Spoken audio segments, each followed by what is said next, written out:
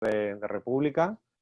Mi nombre es Manuel Aguilera, soy el responsable de contenidos de República GT y hoy les tenemos un tema muy interesante, muy acomodado a los tiempos que vivimos y le hemos querido titular The Show Must Go On, el cine y las series del futuro, porque creemos que este confinamiento, este encierro en el que hemos estado, y muchos todavía estamos parcialmente, otros totalmente, pues bueno, ha cambiado nuestros hábitos de vida, ha cambiado toda la forma de trabajar, pero también, por supuesto, el sector audiovisual ha cambiado la forma de trabajar de los profesionales, pero también ha cambiado el hábito de los espectadores, ¿no? No hemos podido volver al cine, no hemos podido ver una película, pero estamos consumiendo más que nunca, y luego hablaremos más de eso, pues series, películas, documentales a través de las plataformas de streaming y las plataformas que podemos ver a través de internet y de televisión.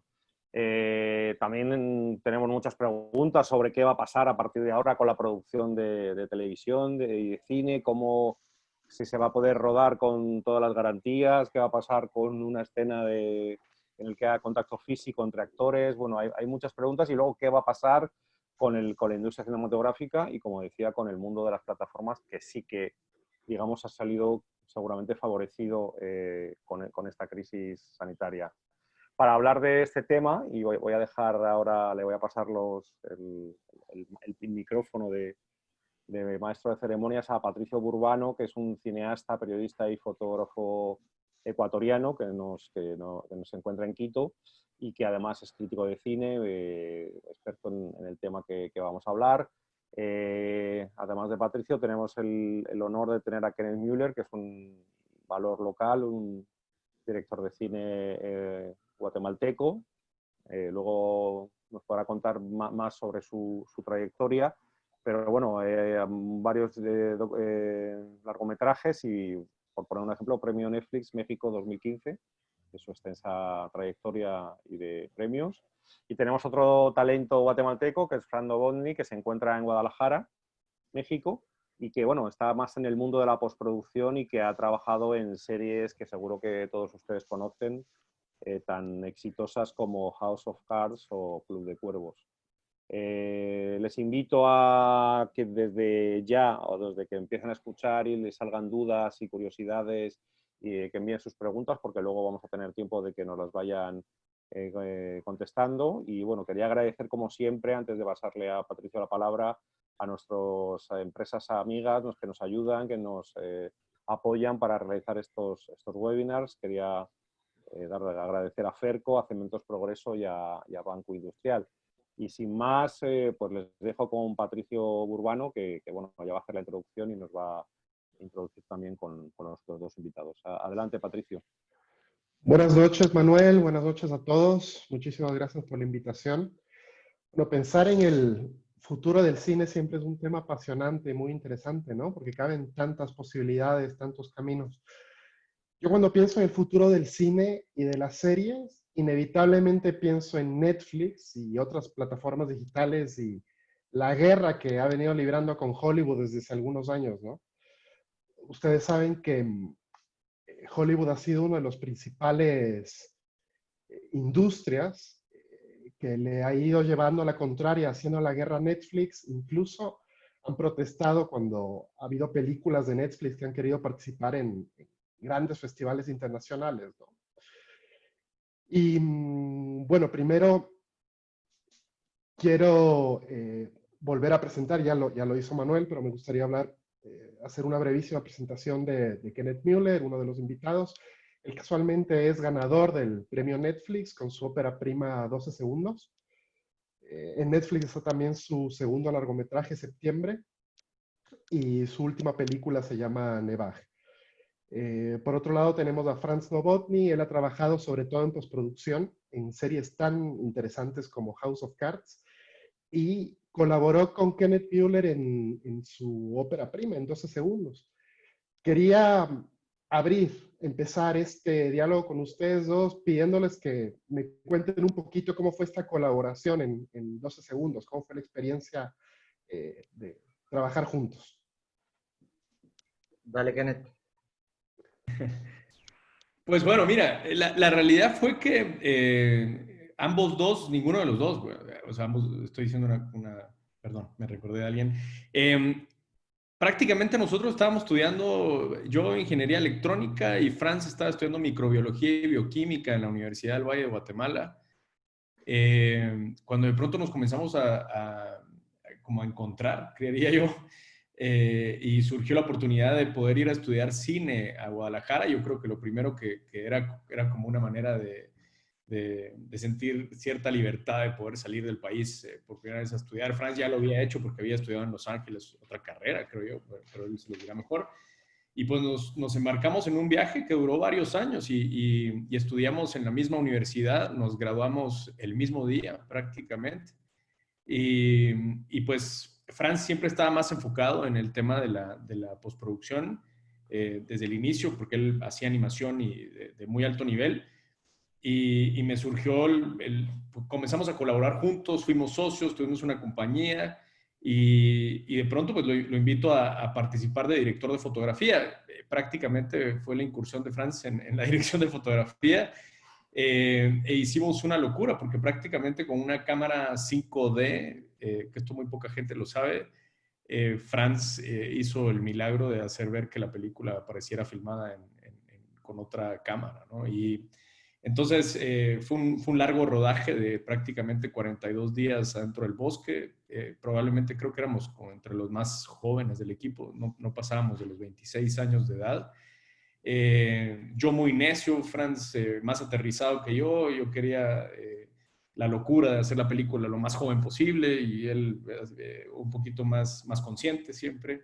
Pero finalmente hicimos esta película y pues el sueño era que la película se viera en todo el mundo y curiosamente en Buenos Aires, en un festival de Ventana Sur, un amigo me invitó a poner la película y la película queda entre 150 películas mexicanas y Netflix escoge simplemente 10 películas. De las 10 películas se hizo una competencia al público y 12 segundos salió premiada, lo cual la convierte con la primera película guatemalteca que fue comercializada mundialmente adentro de la plataforma Netflix. En ese momento eran 60 regiones en el mundo y eran 60 millones de usuarios. Estamos hablando de que hoy tienen 150 millones de usuarios, ¿verdad? Entonces, ahí comienza un camino para los dos. Aunque Franz ya estaba, bueno, ambos estábamos haciendo varias cosas ya, pero ese fue como la primera experiencia yo siempre digo que la idiotez de la juventud, de creer que uno puede hacer algo, y ya cuando estás ahí dices, madre, ahora tengo que terminar esta locura que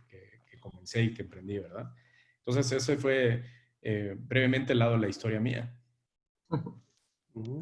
Sí, pues yo qué te puedo contar también, o sea, creo que esa película literal la planeamos con la tranquilidad que te da la ignorancia.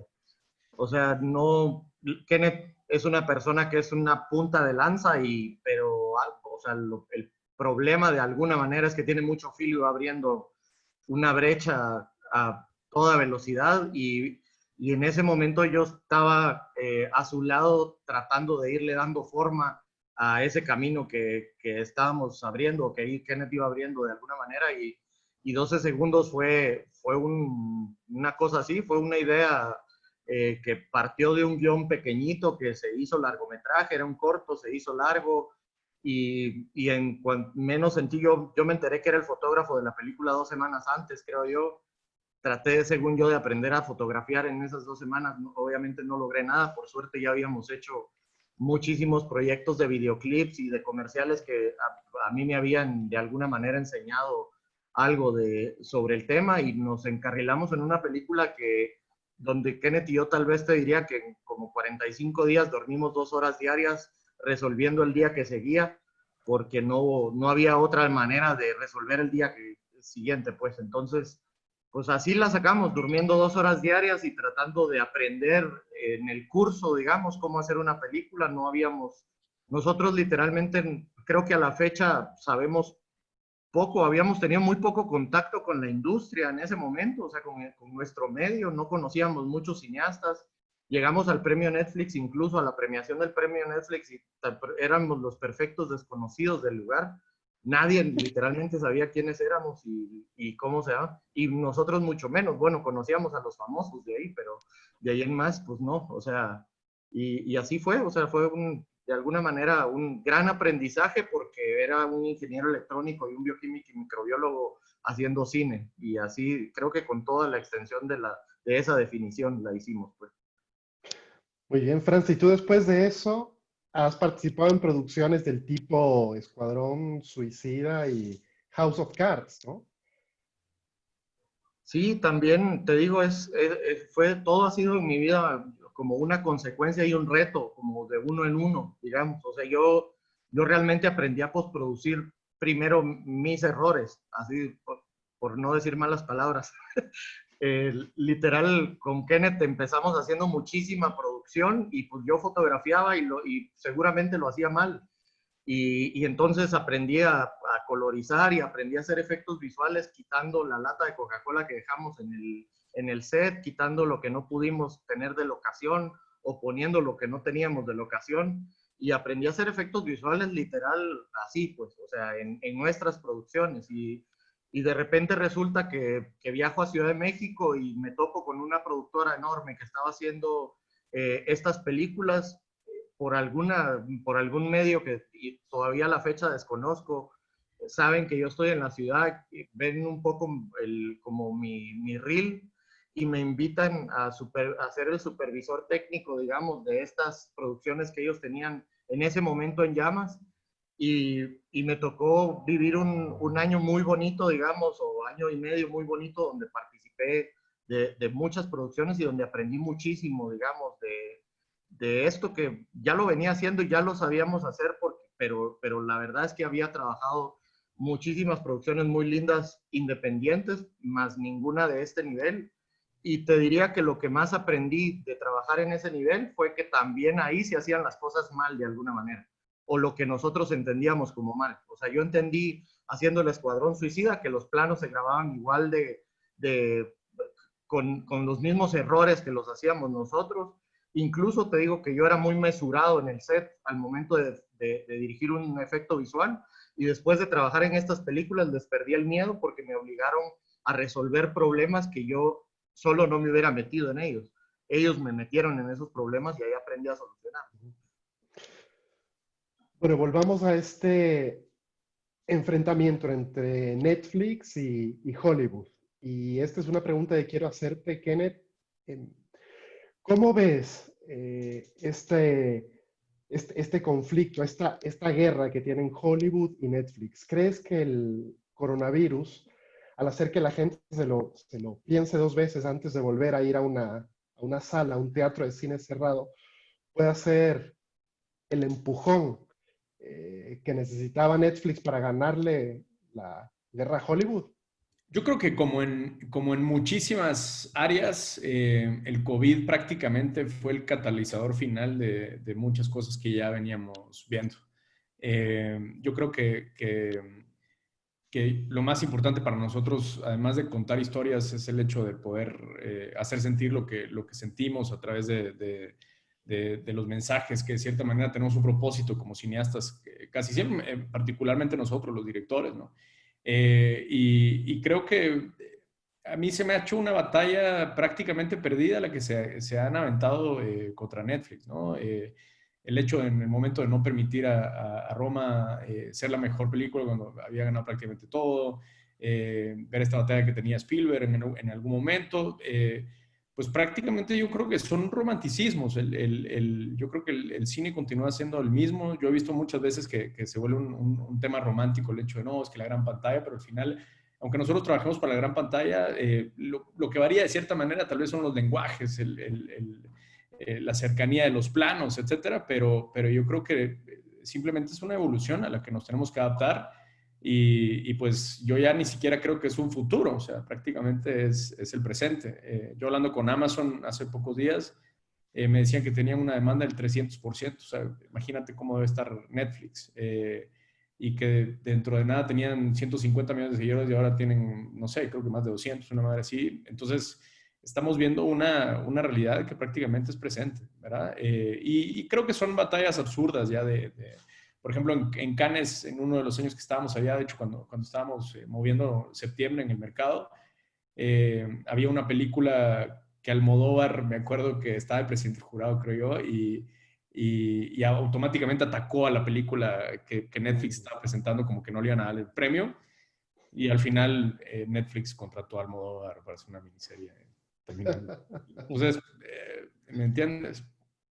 Yo creo que es una resistencia que prácticamente pues ya no hay nada que hacer.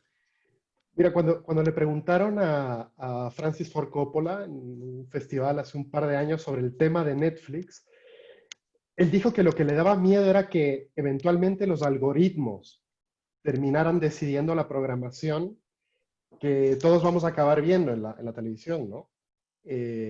Lo del tema de las decisiones que ahora toman los algoritmos es increíble, ¿no? O sea, ahora los algoritmos analizan las producciones y pueden determinar con una exactitud casi matemática si van a funcionar o no frente a la audiencia. ¿Qué tan peligroso puede llegar a ser esto en su opinión? Franz. Híjole, pues definitivamente creo que es un atentado, digamos, contra el romanticismo de nuestro arte, ¿verdad? O sea, y contra la libre expresión y contra todo lo que podríamos considerar, digamos, el lado emocional y artístico de nuestro medio. Y por otro lado es una herramienta comercial fuertísima, digamos, también como para poder crear contenidos y convertir industrias en industrias también. O sea, realmente hoy en día en Latinoamérica le llamamos pequeñas industrias a nuestros medios, pero realmente estamos lejos de ser una industria que de alguna manera maquile contenidos para generar ingresos, o sea, estamos más bien en una lucha personal, digamos, por hacer un contenido de pequeños grupos y demás. Entonces, de alguna manera yo lo veo así, como que todo esto de la inteligencia artificial y el VOD, todo eso literalmente es algo que vamos a enfrentar, que no nos podemos resistir, es el futuro. Las nuevas generaciones nos van a enseñar a usarlo también a favor. De alguna manera es una adaptación que vamos a tener que hacer sí o sí. Pero sí, de alguna manera se siente como una amenaza, digamos, hacia el romanticismo de nuestro arte, pues. Cuando pienso en el futuro del cine, inevitablemente tengo que pensar en el tema de la interacción entre la audiencia y el contenido que están viendo. Y pienso inmediatamente en esta serie inglesa, en Black Mirror, y en uno de los capítulos para mí más interesantes que produjeron, donde el espectador podía elegir el destino de los personajes a través de la interacción, de su control remoto, ¿no? No sé si es que ustedes ven el futuro del cine también ligado a este tipo de experimentos audiovisuales. O sea, hasta qué punto la audiencia va a poder participar, va a poder ser más activa en relación al trabajo de los realizadores. Pues fíjate que una de las cosas curiosas que hablaba Franz respecto a este tema del algoritmo y todo esto que maneja Netflix, de hecho cuando metimos septiembre, por ejemplo, ellos nos hablaban muchísimo de los primeros 10 minutos de la película, o sea, lo importante que era hacer los primeros 10 minutos que atraparan, o sea, prácticamente estos medían hasta los ritmos, el tiempo, los planos, o sea, había muchas cosas más allá de lo que podamos imaginar. Habían prácticamente 1,500 personas, que fue el último dato que nos dio Netflix, trabajando solo en el software para que fuera más intuitivo, para que fuera más rápido. Y yo creo que desde siempre, desde la época de Eisenstein, de Hitchcock, de Kuleshov, de toda esta gente, siempre se trataba de guiar a la audiencia hacia un lugar. Yo siempre he sido fanático de ver cómo estos cineastas en aquel entonces te llevaban a la audiencia al lugar donde ellos querían. Entonces, cuando ves este tipo de fenómenos o de ejercicios, yo creo que nosotros como cineastas, los cineastas que tratamos de entender el lenguaje cinematográfico como tal, porque es un lenguaje, es una ciencia, creo yo, y no verlo así sería dejar de respetarlo. Es el hecho de que nosotros podamos controlar, aunque parezca que la audiencia está decidiendo por dónde irse, prácticamente nosotros siempre tenemos de cierta manera el control. De hecho, cuando salen todas este tema de narraciones medio 3D o 4D, como le llamaban, había un tema bien curioso, que por medio de la luz, por medio de los encuadres, por medio de los movimientos, por medio del arte, te iban indicando por dónde irte intuitivamente. Entonces, que prácticamente las personas que nos dedicamos a esto, que estudiamos cada plano, que le damos un sentido al fondo y a la forma, somos personas que de cierta manera controlamos a la audiencia. O sea, no es que la gente se puso a llorar porque aquí hizo en la sala de cine. Yo, por lo menos en las películas que he hecho, he tratado de que sean momentos completamente controlados, ¿no? Entonces, yo creo que esto solo es como una manera más tecnológica prácticamente de tener control, pero algo que siempre, que lo decía yo mucho en clases, que a la gente le encanta sentirse inteligente viendo una película, sentir que tiene el control, de decir, esa pistola está ahí porque cuando él va a matar a alguien, o sea, el hecho de poder adelantarse siempre a la película para la audiencia es fascinante y el hecho de construir preguntas en la audiencia yo creo que es como lo más importante de hacer una película para nosotros los realizadores. Si le ves los pros, en realidad vamos a tener más herramientas para expresar Exacto. este arte, no menos, ¿verdad? O sea, van a seguir las mismas herramientas que hemos tenido siempre, más que aparte ahora tienes otras nuevas tecnologías, digamos, como el VR, o sea, todo el control remoto, pues, y toda esta versión interactiva, son herramientas que se adicionan a nuestro medio que está increíble y de alguna manera pareciera como el futuro, pero en realidad si tú ves un videojuego de hoy en día, el videojuego ya es una película, es impresionante. Yo veo un niño o un chavo de hoy en día jugar un videojuego y pasa de 20 minutos del juego, pasa 15 minutos viendo la película y 5 minutos juega y solo pelea la batalla y luego termina la batalla y empieza la película de nuevo. Entonces los videojuegos son unas películas donde tú de alguna manera decidís hacia dónde. ¿Verdad? De hecho, estoy en México y ya no he sacado el guatemalteco, ahorita saco el guatemalteco, no. pero ¿cómo se llama? Pero es eso, o sea, ya creo que se están fusionando, digamos, algunos medios, como los videojuegos y las películas se están fusionando y de alguna manera vamos a aprender cómo crear algo nuevo y maravilloso y nuevas narrativas, digamos, de todo esto. Solo hay que aprenderlas a usar. Claro que sí. Otro tema que me parece muy interesante tocar y que tiene que ver con el futuro del cine directamente es el tema de la censura. Ustedes saben que HBO acaba de quitar de su catálogo, por no decir censurar, Lo que el viento se llevó, por considerarla una película que tiene ciertos elementos racistas, entonces ha sido retirada de su catálogo. No sé hasta qué punto, bueno, primero preguntarles qué piensan a ustedes y a la gente que nos está viendo, qué piensan de esto, si piensan que HBO ha tomado una decisión acertada o si esto puede sentar un precedente más bien peligroso, ¿no? En el sentido de que a lo mejor estas plataformas empiezan a mirar con lupa todas las producciones de sus catálogos y empiezan a censurar a diestra y siniestra. ¿Cómo lo ven? ¿Comience? Pues mira, yo lo veo tan absurdo como tratar de tirar una estatua de Churchill cuando fue el primero que levantó la mano en contra de Hitler por los nazis, porque simplemente desconocemos nuestra historia.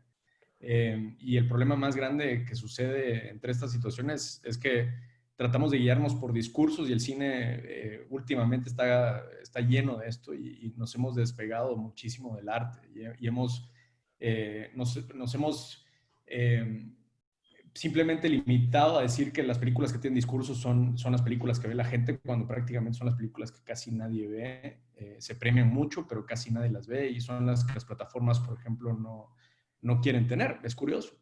Y también creo que es como que tratáramos de eliminar el hecho de que los mayas o los egipcios hayan hecho cierto tipo de cosas a los seres humanos, hayan hecho sacrificios y como ese son temas caníbales o ese tipo de cosas, pues simplemente entonces tenemos que borrar la historia de nuestra vida. Yo creo que el cine, como decían muchísimos cineastas y siempre se dice, es que el cine es un espejo de la sociedad y es la manera en la que de cierta manera queda atrapada la historia, así como los libros, ¿no? Entonces, yo lo noto peligroso porque entonces, de cierta manera, si tú no crees en cierto discurso, pues entonces tal vez ya no vas a encontrar los espacios, ¿no? De hecho, con Nevaj lo viví un poco porque hablaba con ciertos festivales y era bien curioso porque me decían, oye, es que el tinte que utilizaste pues no es algo en lo que nosotros creemos. Y entonces era bien curioso darte cuenta a veces que tenías tú entonces que buscarle los espacios cuando las películas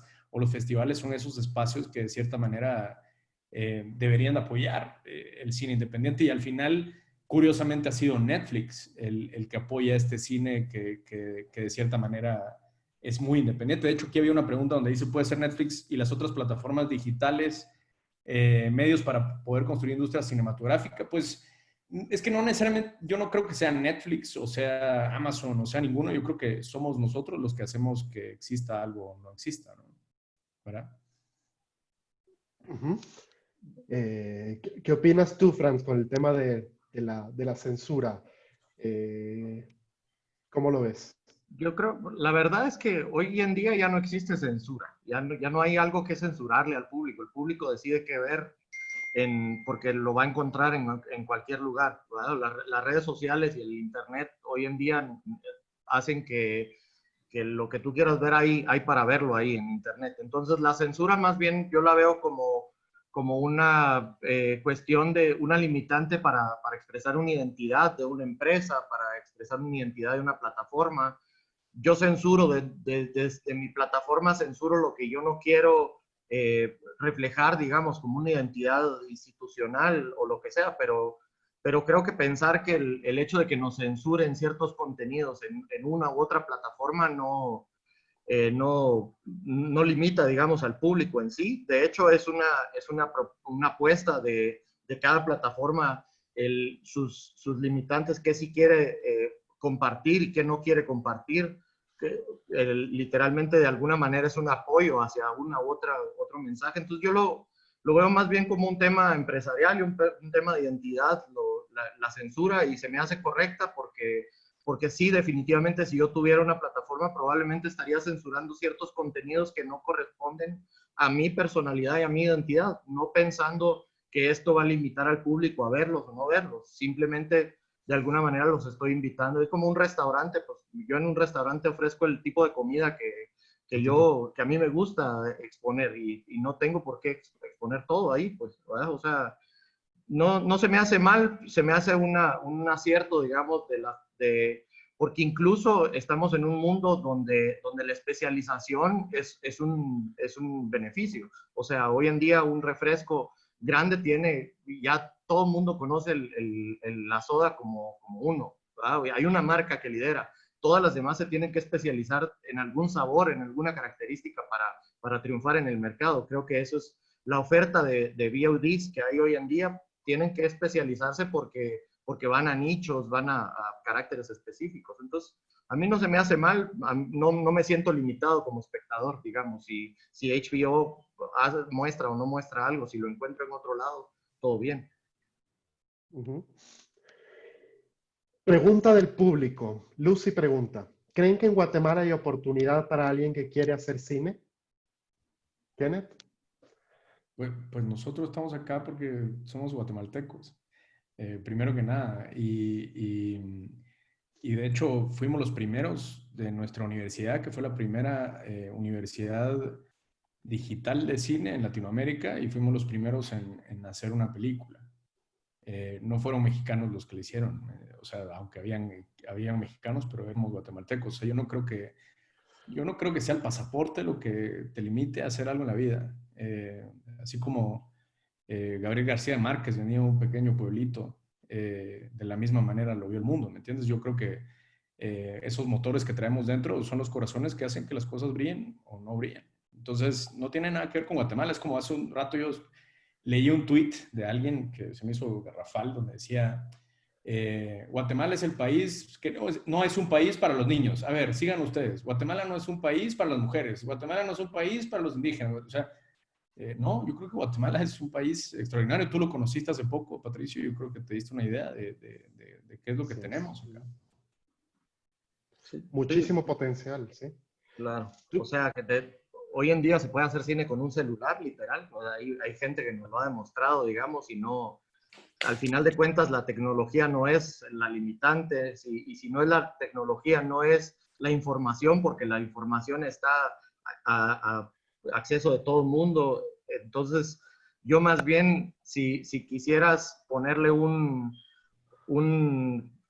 digamos, una calificación a ser guatemalteco, si es bueno o malo para el cine, yo digo que es buenísimo, porque los guatemaltecos tenemos fama internacional de ser súper trabajadores, por ejemplo, ¿verdad? O sea, de tener unos estudios muy buenos, o sea, el nivel académico de Guatemala es muy bueno, o sea, no, la diversidad cultural es muy buena, el rango emocional, conocemos el negro y el blanco, o probablemente solo conocemos una escala de grises enorme, desde negro hasta la escala de grises, si lo queremos ver, pero es enorme nuestra gama de emociones y de todo. Entonces, yo creo que sí es más lo positivo que podríamos sacar. Ahora entiendo que nosotros no tenemos industrias cercanas, digamos, que nos estén enseñando y catalizando, digamos, el aprendizaje, que es lo que nosotros hemos logrado estando fuera y perteneciendo a ciertos gremios que están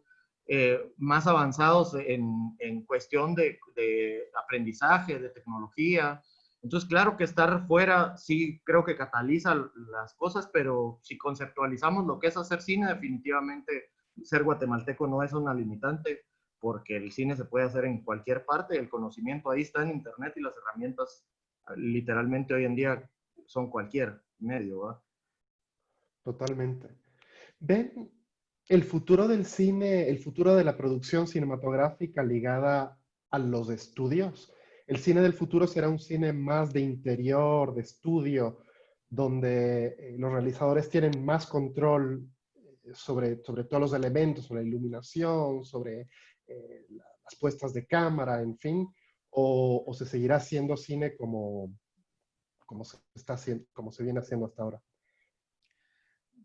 De hecho, un indicador fuerte en Estados Unidos es que ya solo los cines, digamos, de las majors, digamos, en Estados Unidos la gente asistía al cine, como estas películas de Avengers y Spider-Man y este tipo de cosas, y que era el cine independiente de cierta forma, como que el que toda la gente acudía a verlo en las plataformas. Pero yo sí creo que existe una gran cabida para películas cada vez más independientes y el hecho de poder hacer cine de contenido. Yo creo que el hecho de que existan tantas oportunidades allá afuera hace que nosotros como cineastas tengamos miles de formas para poder salir y mostrarnos.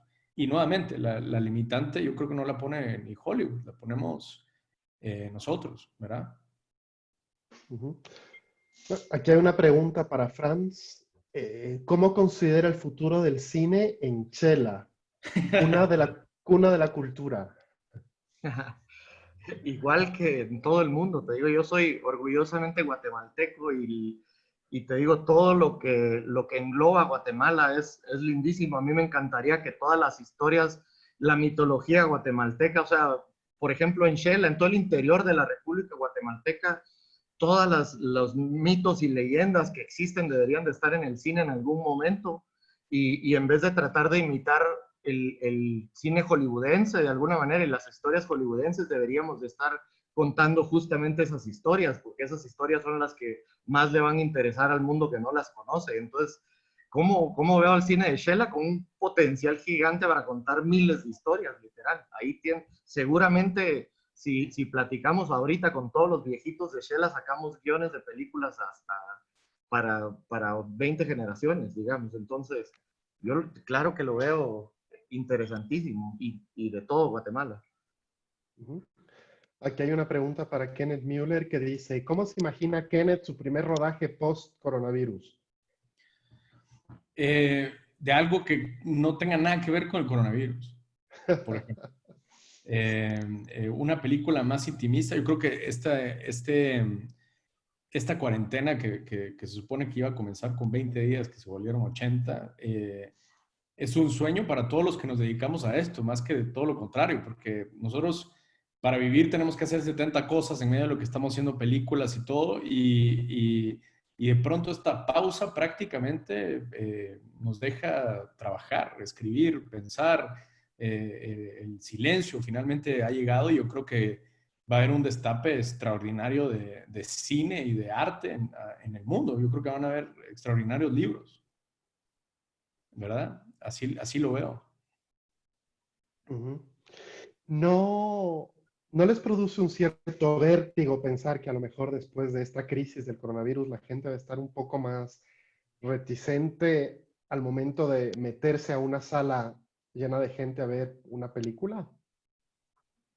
Franz. Sí, o sea, definitivamente, de entradita, pensar en el primer gobernante que permita los eventos masivos, pobrecito, ¿verdad? O sea, el primero que se atreva a decir, sí, hagan un concierto, sí, entren a las salas de cine y cositas así, pues, yo sé que se lo van a acabar. Y pues aquí yo he escuchado de primera mano todas las estrategias de empezar que un asiento sí, un asiento no y cosas así que no sabemos. Habría que preguntarle a los exhibidores si eso es negocio, abrir las salas a mitad, digamos, a la mitad de la ocupación y todos esos factores, pero sí, sí, ¿no? Porque hoy en día yo creo mucho en que a mí me fascina ir al cine, yo no quiero dejar de ir al cine y no quiero que deje de existir la sala de cine, pero también siento que las generaciones que vienen ahorita pequeñitas probablemente no tienen el mismo apego. O sea, hoy en día los niños ya no quieren salir a jugar fútbol a la calle, por ejemplo. Ya hay muchísimas generaciones ahorita. O sea, hay dos generaciones abajo que ya no, el salir a jugar al exterior ya no es lo que les encanta, ya no lo necesitan. Entonces, ¿quién nos dice que dentro de 20 años, 30 años, los jóvenes de ahorita van, o los chavitos de ahorita van a querer ir al cine? ¿Verdad? O sea, no sabemos.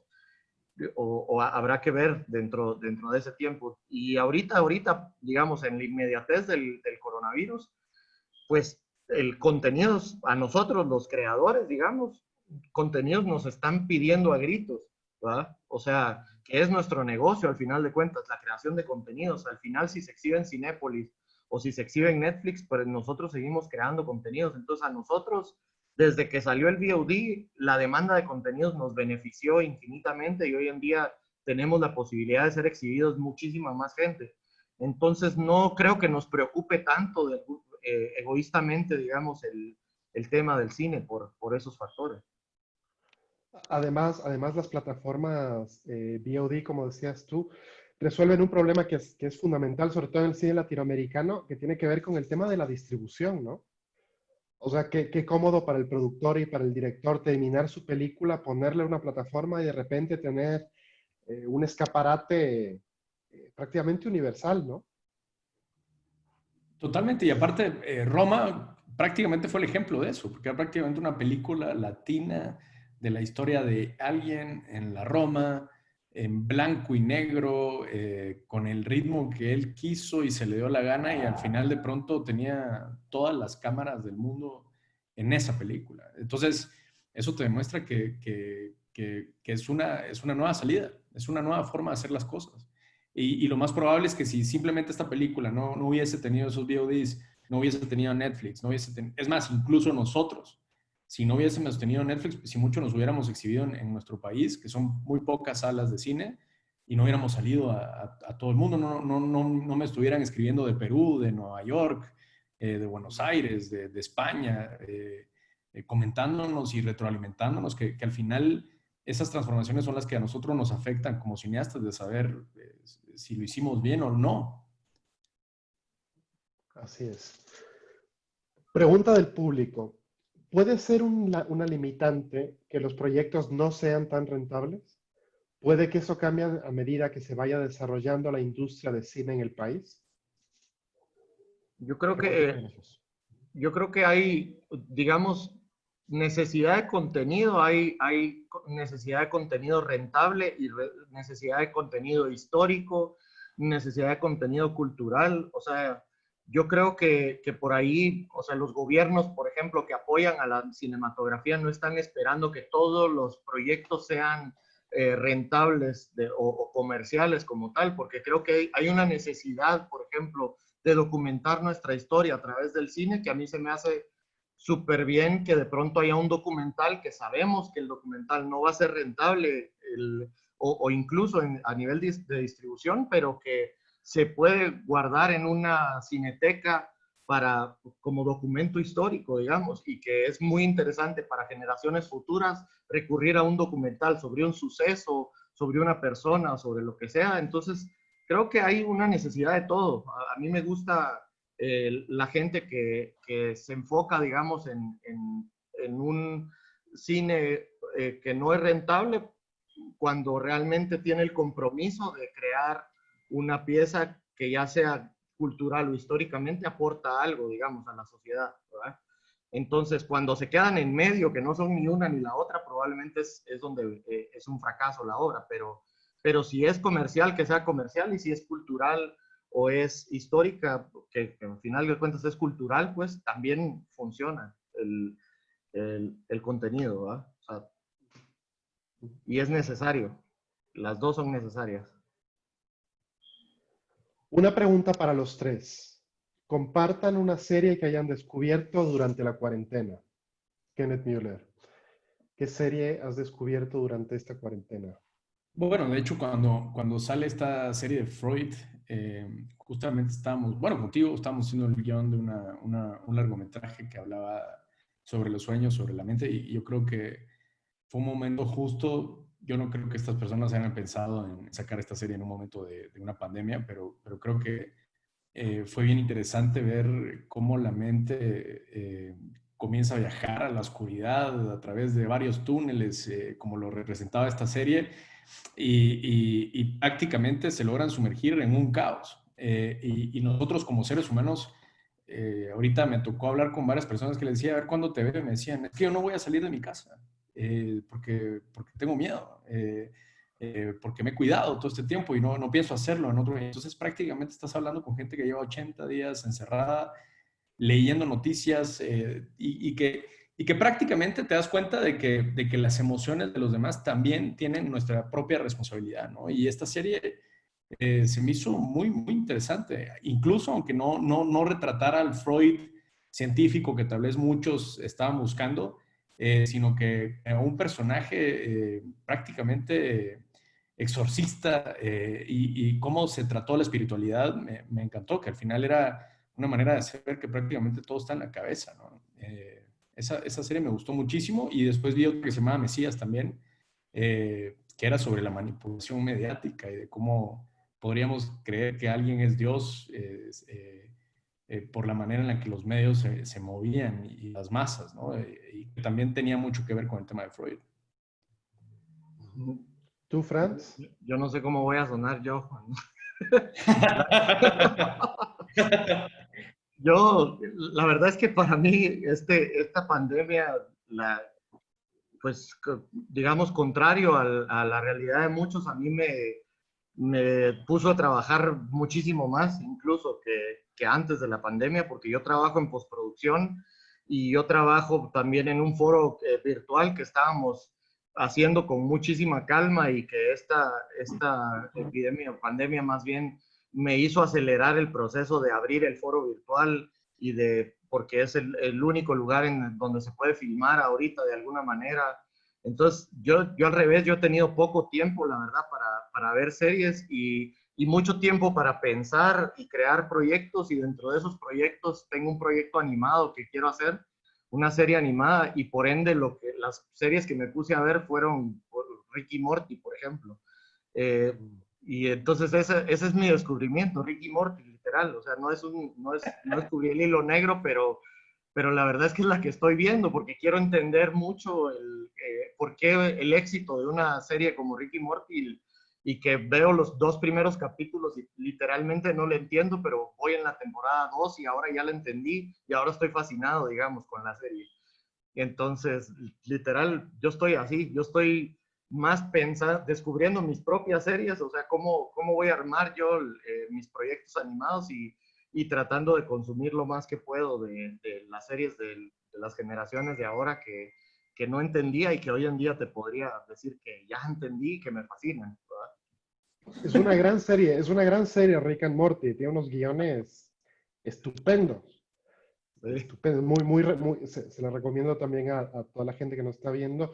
Yo, para contestar la pregunta, una serie que descubrí que me voló la cabeza, que me pareció buenísima, es una serie dirigida por una mujer, ella es una judía jasídica, que se llama María Schrader. La serie se llama Unorthodox y es la historia de esta judía ortodoxa que se escapa de Nueva York, huye hacia Berlín y es perseguida por toda su familia. Y es una serie fascinante porque te muestra la realidad de estos colectivos ultraconservadores de la comunidad judía en Nueva York. Y la verdad es que está muy bien hecha, muy bien dirigida, con mucha sensibilidad y sobre todo muy bien actuada también, ¿no?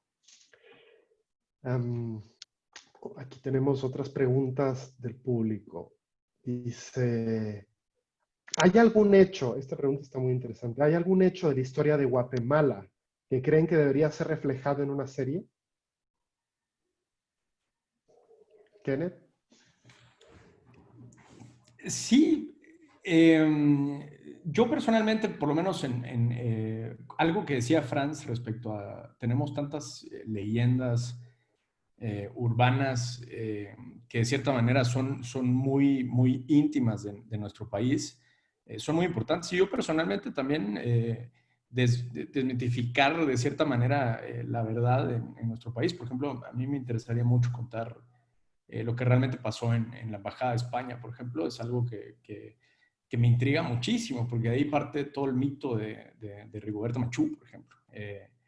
Entonces, ese tipo de cosas se me hacen alucinantes y apasionantes.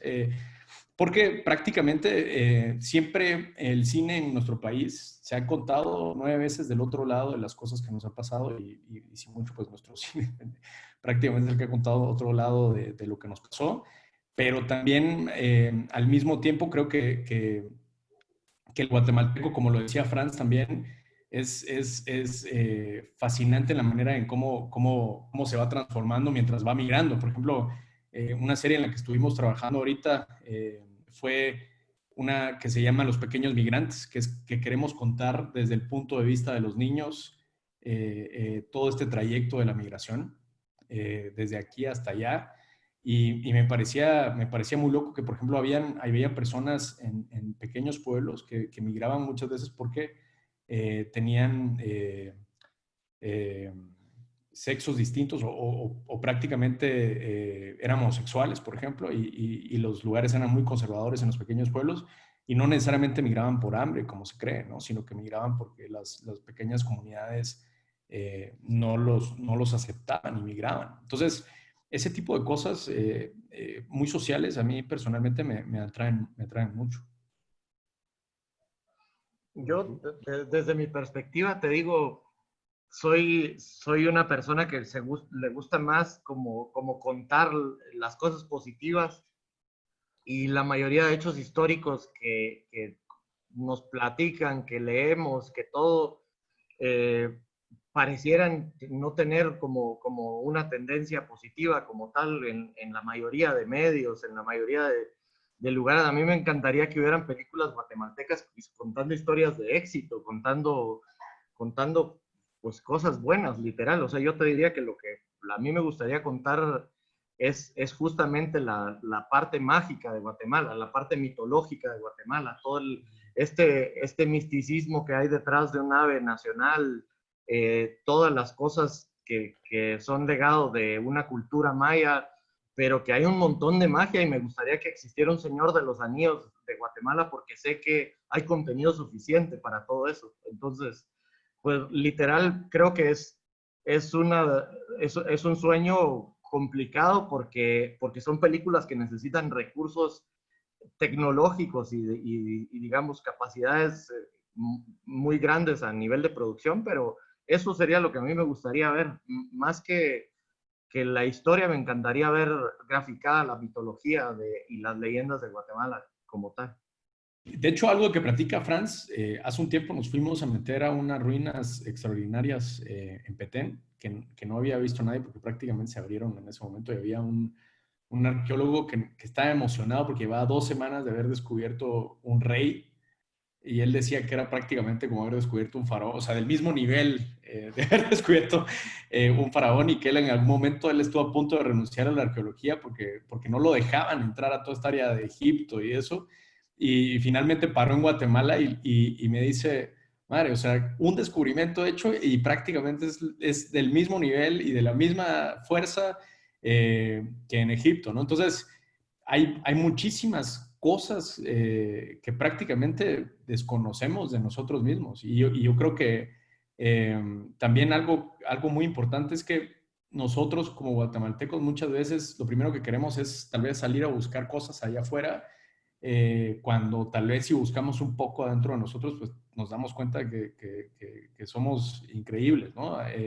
Por ejemplo, a mí una historia que siempre me ha querido, me han dado ganas de contarla, por ejemplo, es todo este tema de que no llegamos al Mundial nunca, por ejemplo, pero no desde el punto de vista dramático, sino desde el punto de vista divertido, de que de todas maneras, aunque venimos y nos sacamos la madre con todos estos jugadores de fútbol, a los 4 años volvemos con toda la actitud a apoyarlos, y eso era algo que a mí me pareció siempre muy loco, ¿no? Que otra vez volvías a estar con toda la energía a apoyar a la selección y con este sueño guajiro de poder estar en un mundial alguna vez, por ejemplo. Aquí hay otra pregunta muy interesante. Con la experiencia que los invitados tienen publicando contenidos en Netflix, ¿existe un retorno que sea atractivo para que los creadores puedan buscar productores ejecutivos que inviertan en los proyectos? ¿Existe un retorno que sea atractivo para que los creadores puedan buscar productores ejecutivos, ¿no? Para buscar inversión de afuera. Pues mira, el Netflix está buscando prácticamente mucho contenido. Yo creo que básicamente es el hecho de que le pegues al gordo y decir, esta historia le va a importar a Netflix. Y es también comenzar a entender también qué es lo que necesita cada plataforma en particular. Por ejemplo, Netflix en un 60% de su contenido son contenidos familiares. Entonces, si tú escribes una historia pensando en que tu contenido de cierta manera ya tiene vínculos familiares, ya estás 60% de cierta manera un poquito más adentro que los que no están escribiendo sobre familia, por ejemplo.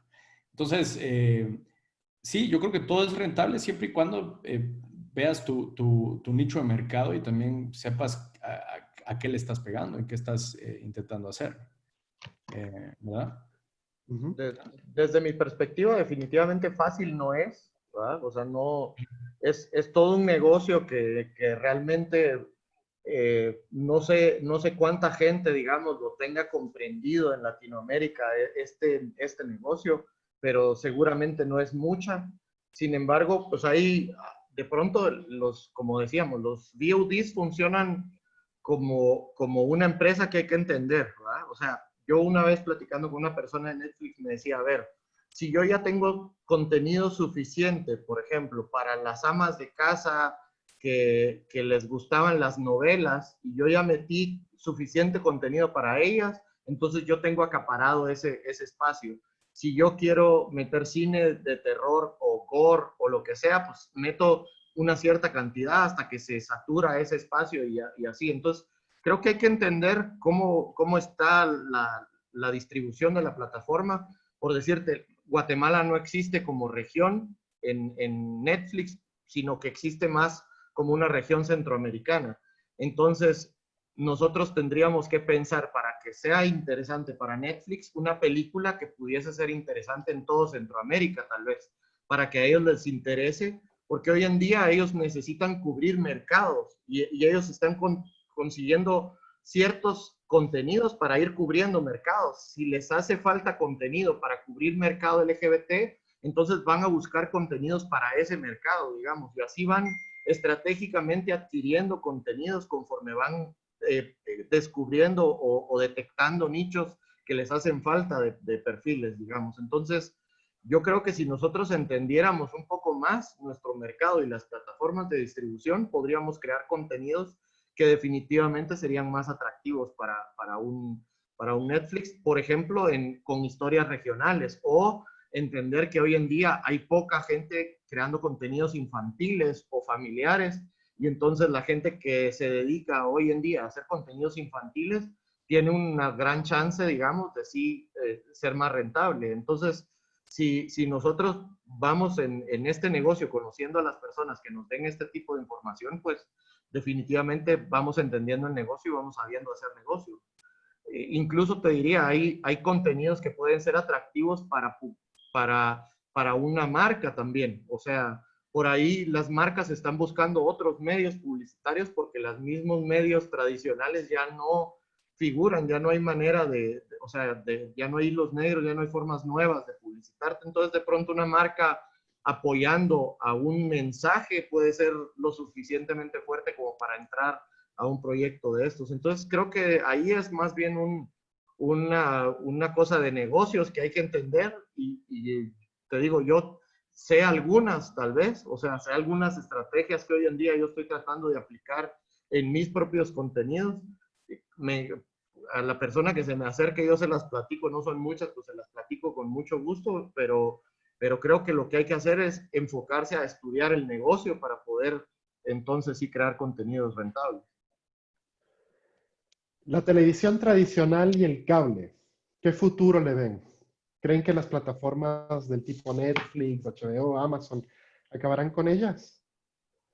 No, y tampoco creo que de esa manera acaben con el cine. O sea, siempre todas son necesarias. Por ejemplo, las noticias que están pasando constantemente, los mismos deportes. O sea, yo creo que simplemente cada nicho va encontrando como un piso un poquito más especializado. No sé cómo lo verá Franz, pero yo personalmente veo que cada uno se ha ido acomodando. Yo sí creo que tienen una necesidad absoluta de adaptarse, digamos. O sea, todos esos medios tradicionales, hoy en día Televisa tiene un blim porque Netflix le comió el mercado y hoy creo que no sé qué porcentaje de la población, pero no es pequeño, ya ni siquiera tenemos cable en la casa. Yo no tengo cable en mi casa, digamos. Yo literalmente vivo de los contenidos de streaming. Hay un porcentaje grande, me imagino, que lo sigue consumiendo, pero cada vez van a ser mucho más asequibles estos contenidos y siento que sí hay una necesidad gigante de los medios tradicionales de cómo sea, de adaptarse, porque hoy en día, por ejemplo, la televisión como medio de promoción ya ni siquiera no te ofrecen ni la mitad del estudio de mercado que te ofrece una red social. Entonces yo como marca prefiero publicitarme a través de las redes sociales, que en porcentaje se ven muchísimo más que la televisión y aparte me arrojan resultados específicos de un nicho y de un estudio de mercado pues al que yo le estoy llegando. Entonces yo sí creo que necesitan literal hacer una adaptación porque aquí sí es adaptado a te muere y peor estas cosas como el coronavirus que nos acaba de pasar, creo que digamos adelantaron, por ahí escuché un dato que decían adelantaron 6 años la tecnología, esta pandemia y hizo obsoletos muchos negocios, digamos, o sea, demostraron los negocios que se iban a morir, pronto se murieron ahorita, porque eran obsoletos porque no estaban adaptados, los restaurantes que no tenían servicios de Uber Eats y de esas cosas, la sufrieron durísima. Entonces lo que les dijo fue, hace rato deberías de haber tenido Uber Eats, digamos, ¿verdad? Entonces, ese es el tipo de cosas que yo de pronto digo que sí, ahorita sí estamos en una época, adáptate o mueres, pues. No, y de hecho lo has visto hasta con los músicos. O sea, imagínate ahorita hablando de Uber Eats, o sea, ¿cuántas personas no vimos el comercial de Luis Miguel? Creo que en los primeros 5 minutos lo habían visto 3.5 millones de personas en los primeros 5 minutos. Y a eso Netflix prácticamente regresa un ídolo como Luis Miguel a las nuevas generaciones. Entonces, te das cuenta cómo esa adaptación hace prácticamente una dependencia a cambiar o morir, ¿verdad? Sí. Vamos con las dos últimas preguntas para ir cerrando la noche. ¿Cómo hacer para vender tu guión a grandes industrias como Netflix? Para poder conseguir fondos para producir una historia con un buen futuro de distribución. ¿Qué tan complejo y complicado lo ven? Todo depende, yo creo, Mira, yo con toda honestidad te voy a ser muy honesto de lo que yo creo personalmente. Yo creo que entre más íntima es una historia y más personal, es al mismo tiempo más universal. y si logra conectar contigo en particular, es muy probable que conecte con el resto. De hecho, si tú me preguntas qué pasó con septiembre, septiembre se escribió un septiembre del 2016, se filmó en noviembre del 2016 y en enero Netflix la había adquirido para España, Latinoamérica y Estados Unidos. Prácticamente significó un correo, ¿verdad? Entonces, pero yo no te puedo decir que es así de fácil. O sea, tal vez esa película en particular contenía los elementos que a Netflix le eran atractivos, pero de mis 3 películas, por ejemplo, aunque son muy diferentes, una es un thriller que también estuvo en Netflix, la segunda que era una película más como algo que yo conocía más, la tercera que fue una película de alguien más que de cierta manera me tocó como retratar. Pero yo, por ejemplo, me sentí como muy, muy, muy controlador en una película que yo conocía muy bien. De hecho, Robert Rodríguez plantea esto, que a veces nosotros tratamos de contar historias de 1000 cosas, de alguien más, etcétera, y tal vez si tú vives en un rancho con tu oveja, pues escribe una película de tu oveja. Si vives con tu abuelito, escribe la historia con tu abuelito. O sea, porque son las historias que conoces, y entre más las conoces, la gente conecta mucho mejor con ellas. Y esto es lo que las plataformas finalmente quieren, que la gente se conecte, ¿no? Yo desde mi profesión y mi experiencia, pues no tengo mucho que aportar, digamos, al tema, porque yo no produzco como tal guiones, live action y demás, pero sí, de las pláticas que yo tengo con gente de Netflix, a mí, o con mismos productores que están tratando de hacer cosas para Netflix, hasta donde yo tengo entendido, Netflix no compra guiones y no financia guiones. Netflix te puede dar una carta de interés sobre un guión, por ejemplo, para producir, que a ti te puede servir esa carta como para levantar recursos de otro lado, pero es la misma productora la que tiene que conseguir el financiamiento, ya sea de fondos de gobierno o privados, para ejecutar el proyecto, y luego Netflix lo adquiere, digamos. Entonces, directamente a la pregunta de cómo podría ser para venderle un guión a Netflix o para que Netflix comprara, creo que no he escuchado muchos casos donde Netflix haga un Netflix original, digamos, tan fácil. Sí, sí debe de haber casos, pero no son muchos. Y yo más bien desde mi expertise estoy tratando de enfocarme en los contenidos que a mí me gusta, que son 100% postproducción, como lo es la animación, por ejemplo. Y yo estoy buscando más en fondos privados de marcas interesadas en promocionar ciertas cosas dentro de una serie, o que se puedan interesar en mi público a un futuro, pero yo estoy haciendo la inversión con empresas privadas o con recursos privados más bien para financiar este tipo de contenidos, mostrando los resultados y los alcances de dichos contenidos con un estudio de mercado, de literal. Entonces, pues yo estoy más en esa parte privada. Y algo que están haciendo ahorita mucho los estudios, por ejemplo, como Netflix, Amazon, etcétera, es que cambian muchísimo a las personas que reciben el contenido, por ejemplo. O sea, entonces, tal vez en 6 meses, la persona que está en Los Ángeles la pasan para España. La persona que está en España la pasan a Colombia. Y así los va rotando, porque ellos lo que quieren es hacer que su contenido no sea monótono. Entonces, prácticamente, o sea, es muy complejo decir que sí podría entrar y que no podría entrar, ¿verdad? Ahora, la ventaja es que sí, como existen más plataformas, de cierta manera, pues nuevamente hay más demanda, ¿no? Y eso es prácticamente un sistema regla de 3 de economía, pues. Sí. Una última pregunta, dice, que me parece súper interesante esta.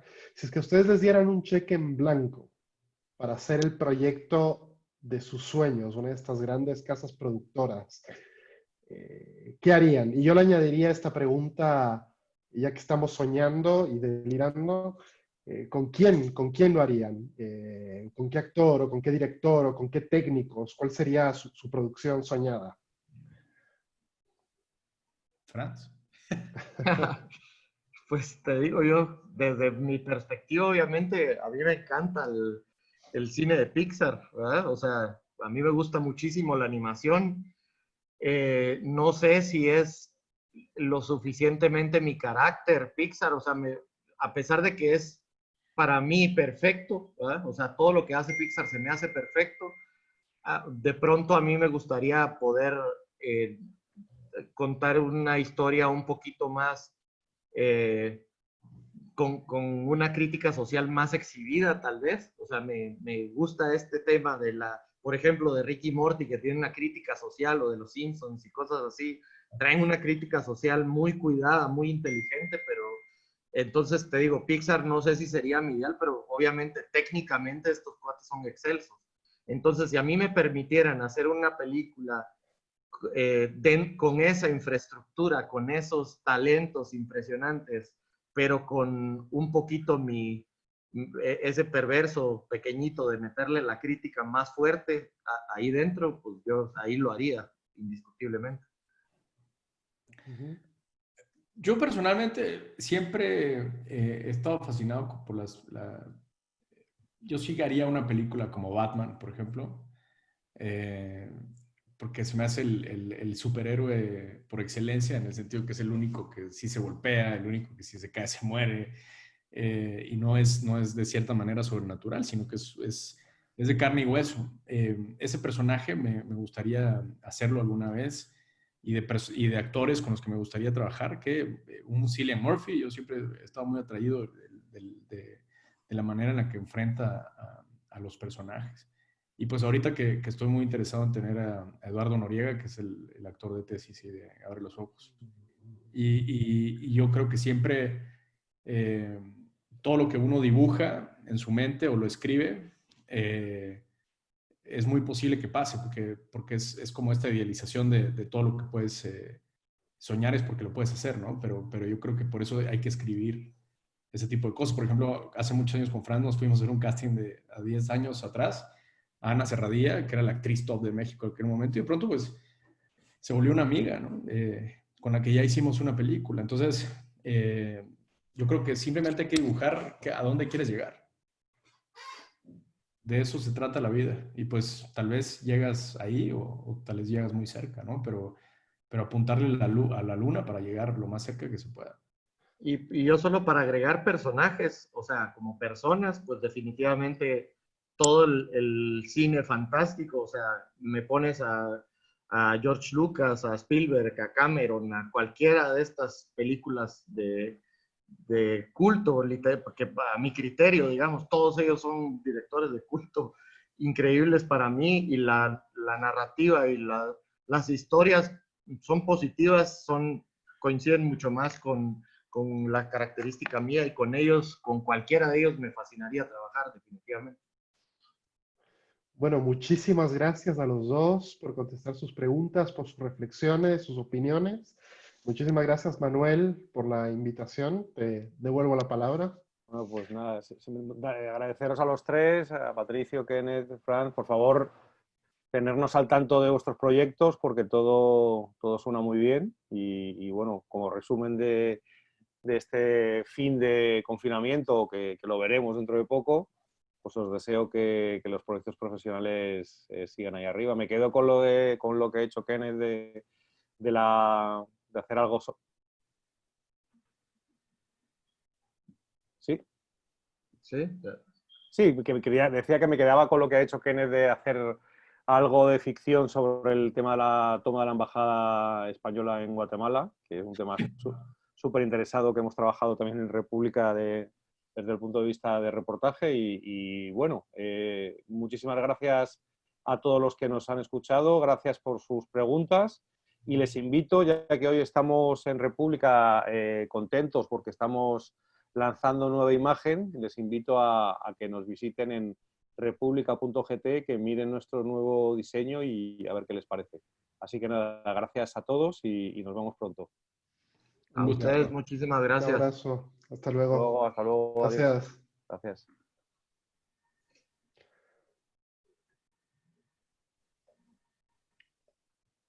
Ya.